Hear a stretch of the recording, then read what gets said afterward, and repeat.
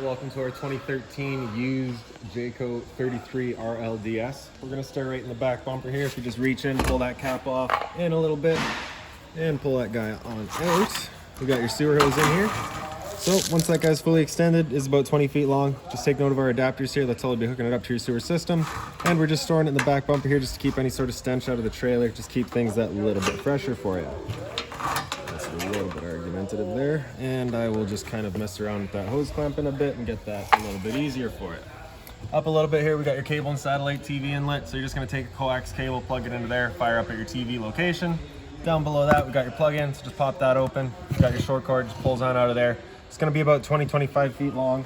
Standard 30 amp end there. Most campsites are gonna have that. You can just plug straight on in and you're good to go. All right. In this corner, as well as in each corner of the trailer, you got these stabilizer jacks here. So what they're gonna do is they're just gonna run down, contact the ground, give them another turn or so just to firm them up, and they'll just get rid of any sort of bounce or sway that you can see you got in the unit right now. Just keep things firm and planted for you while you're out camping. Making our way down the slide out here, you got these two vents there. So those are just vents for your fridge, nothing back there for you to worry about. Ahead of that a little bit, we got a vent for your stove. So of course, propane stove is putting off fumes. So you just got that little flap in there. Just want to make sure that's opened up whenever you're running your stove, just so that you can evacuate all of those fumes. Once you're done, ready to go traveling again, just kind of pressing those two latches, clicks back into place, and that's that.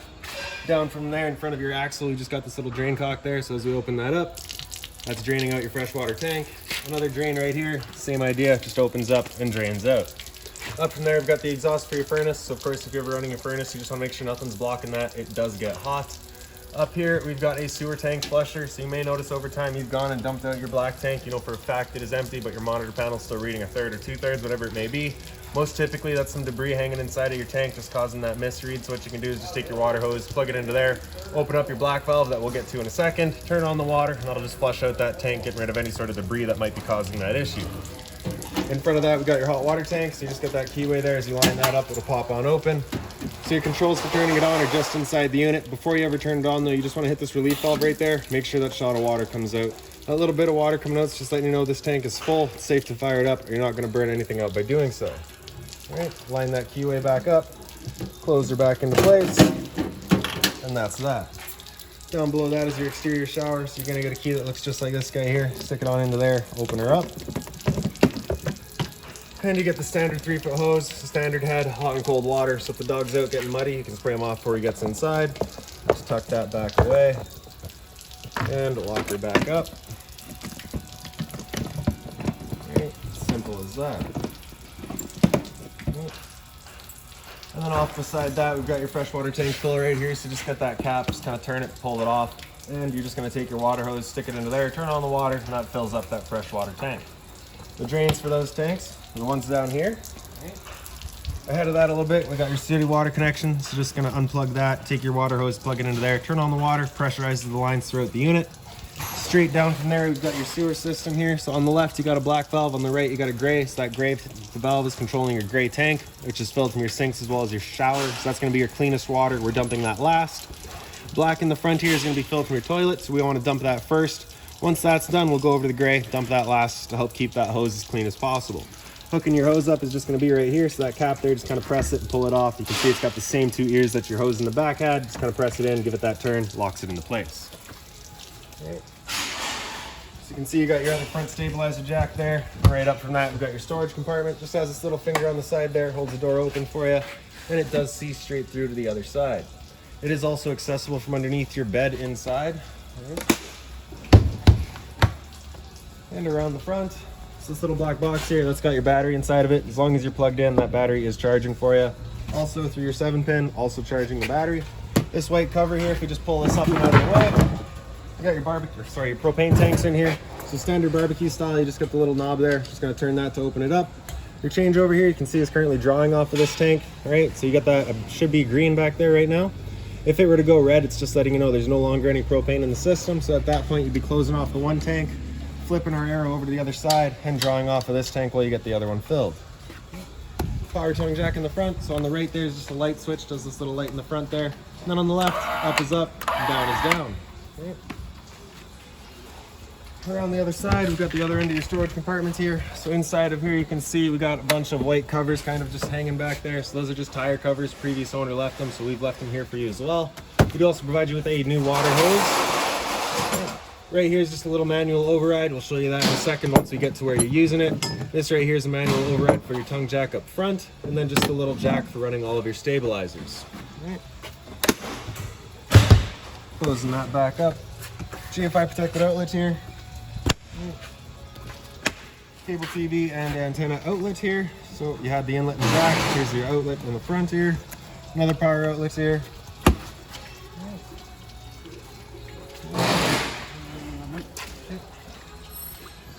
So right here, you've got your spare tires just hanging right underneath the center of the unit. So you're just going to be taking one of those manual overrides. It'll slide right through the pole onto that shaft there. Then you can just run it to bring that tire down and the other one back up.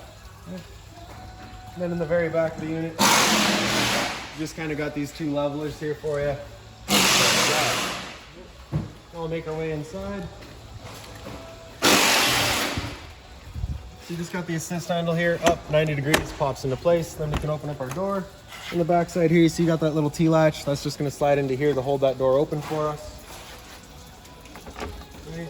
Then you're going to grab this handle, your steps, pull it out, flip that last step over, and in we go. When you first get in on your left, you've got your fire extinguishers there. Standard. Pull the pin, point, and shoot. And then straight in across from your entrance, you got this little cabinet here. So as you open that up, you got all of your switches here. So the switch on the right is going to do your hallway and your interior lights, so your living room light there. The switch on the left does a little orange porch light out front. Right. And down in the bottom right here, we've got a slide out switch. So press and hold out, and the slide will make its way out. Once that slide's fully extended, you're just going to hear some clicks from the motors letting you know they've reached their stall.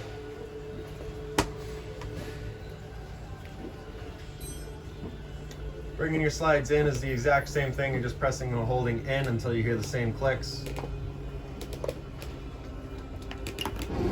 And that's that. So on the bottom left here, you got the same switch for the other slide out. Same idea, once it's fully extended, you'll get your clicks.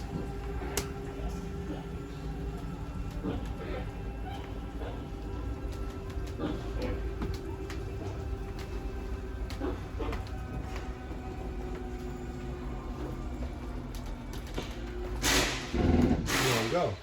And then on the left here, this black switch is your awning switch, so press and hold out, that awning will make its way out.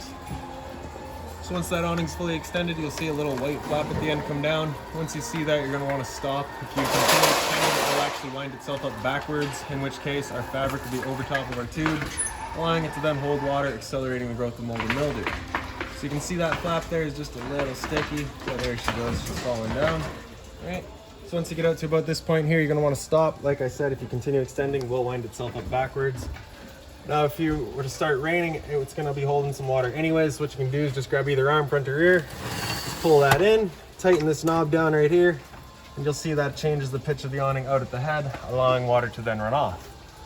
Now, if you wanted to do the same thing with the arm up front to get yourself a bit more shade, a bit more angle, you can do so. Before you ever bring it back in though, you just want to make sure these knobs are loosened back off, back fully extended, just so that we're not running the risk of bending our arms. And then we're going to press and hold in, that awning will make its way back in, and that's that. Again, as you're bringing it in, you just want to make sure that your fabric is over top of the tube. And one more thing to keep in mind with the awning is it just does catch the wind.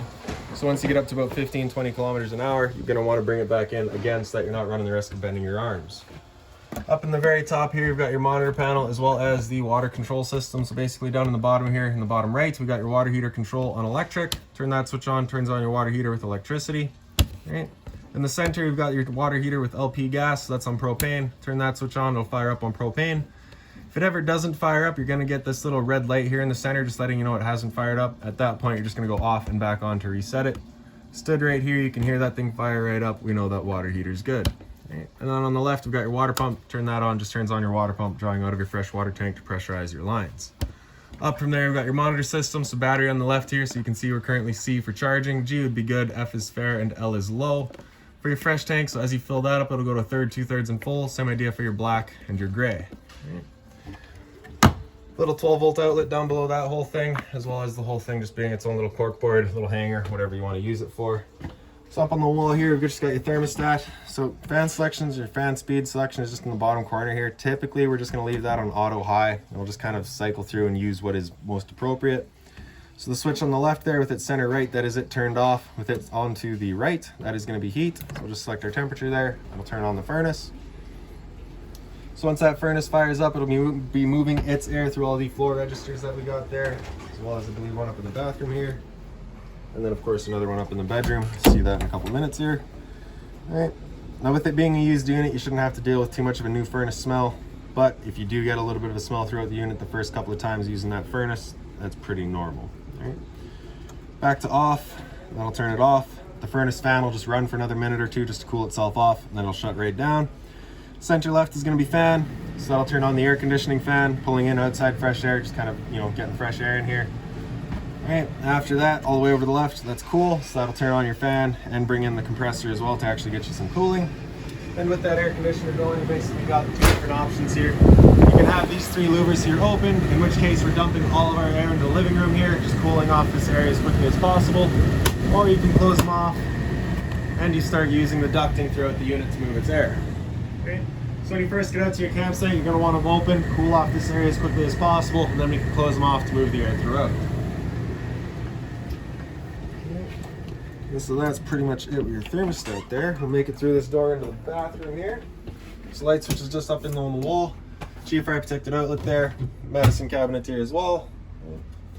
Hot and cold water, of course. A little bit of storage down below as well. Just being mindful of our drains and our water lines. We of course don't want to be breaking those. Toilet here, the flusher just on the right side.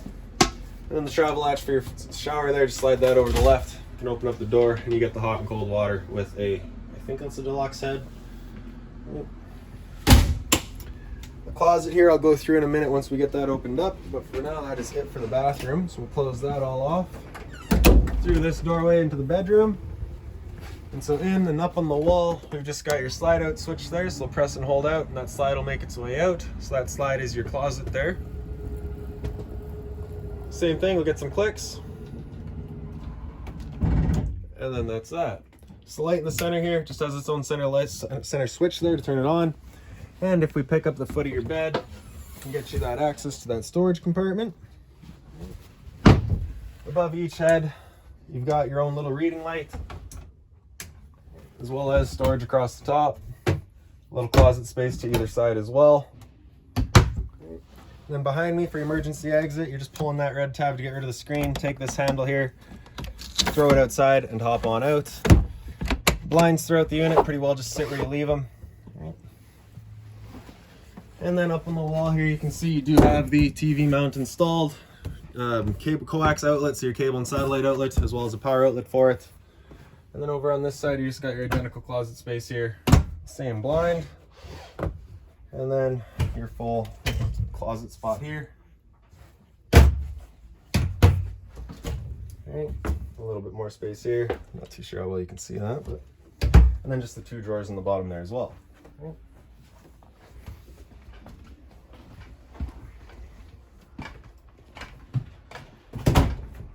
Okay. So in your kitchen here, you just have the two soft covers, so they are just plastic, nothing hot on them. All right. Dual basin sink, hot and cold water, of course. Above that, you get a little bit of storage here. All right. And right below the cabinets, you also get the little light on this side as well as over here. Up on top here, we've got your Gfi Protected Outlet, so test kind of towards the front, reset in the back. And then this switch right here, if we have that towards the wall, that is going to be 120 volt provided to your water heater. If we have that in the center, that's everything turned off. And if we have that towards the back, that is your fireplace getting 120 volt, all right? Actually, we'll leave that on fireplace. Bit more storage here. That little binder there has all of your owner's manuals, any keys, anything like that for the unit, you're going to find right in there. Bit more storage down by your sink here. Bit more down below. So right down here is where we're gonna find our bypass for our water heater back there. So you can see we're currently got all of our valves set to summerize. If you're going to winterize the unit, you're just gonna switch those opposite of where they currently are. And then down below that, we've got your water pump down here as well, with a winterized kit already installed. Bit more drawer space here. This little white box here is your LP detector, so propane's heavier than air. It'll sit on the floor. This guy detects it and starts going off. It also is CO2. And then this box here, if we just kind of pull on that top there, opens on up. You get all of your breakers down the center. Whenever a breaker breaks, it'll sit in the middle, so just turn it off and then back on. And then on the right side, we got all of your fuses. If a fuse were to ever pop, you'll get a little red light right beside it, letting you know exactly which one went. A little bit of storage on the side there. And then your microwave here is pretty standard, just like home. Little light here as well as a fan. So this is that fan that you want turned on whenever you're using your stove to evacuate out of that vent that we had outside. Right? And then we can take our stove, just turn it over to light, hit it with the igniter, and she fires right up.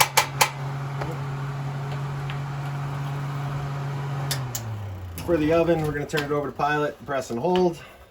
And while we're pressing and holding, just take a lighter, and then right in the back there, you can see that pilot light gets going. Once you get it going, you just want to hold that knob in for another couple of seconds, then you can release and it'll hold itself. Then you can turn up to your desired temperature, and she fires right up. Well, once we're done, we can turn it back down just to pilot, and it'll hold just the pilot light for you. But if you're leaving or going traveling, you just want to make sure that thing's right off. For your fridge, super simple. Over there to auto, it's going to run first on 120 volt. If 120 volt is taken away, it'll automatically flip over to gas. And if you want it to run solely off of gas, just have it come over to the right and it'll run just on gas. Temp selection on the side here. As it says here, if that light starts flashing, it's just letting you know it hasn't fired up. At that point, off and back on to reset. If it still doesn't fire up, just make sure you've got propane. It's the fridge compartment down here and the freezer up top. Little pantry space beside it. And then into your slide out here, you just get that one little light on its own center switch there. The couch here, so if we just take the two back cushions, throw them off to the side.